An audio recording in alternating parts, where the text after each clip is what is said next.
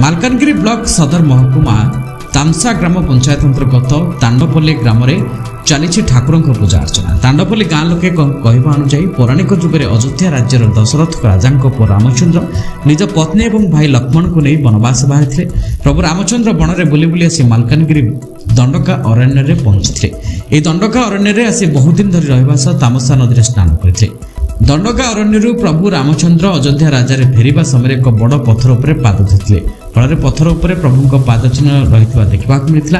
से पाद चिन्ह को पूर्वपुरुषर पूजा कर बेले आज दिन में लोकंर विश्वास जमे पूजा वर्ष वर्ष धरी आसूची। से दिन ठार विभिन्न ठाकुर मूर्ति रखी पूजा करा देखा मिलूँ।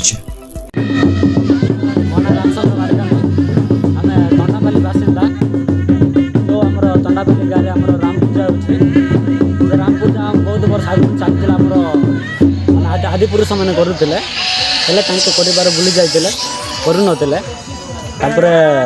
आमर जो पाखापाखि जमी जाक अच्छे बहुत डराऊले भगवान मान डरइबार के शैल तो स्वप्न आसबार यहाँ आसबार एमती कारकर वाडे पाडे अच्छा पाखे जाकिना देखले पंचिका देखिले देखला पर जना पड़ा जे राम पादुका सिंह अच्छे जो आम सत्य जुगे राम जो आम तमसा नदी स्नान कर जाते से टाइम ये आम जो पत्थर अच्छी कि नहीं पाद चिन्ह अच्छे।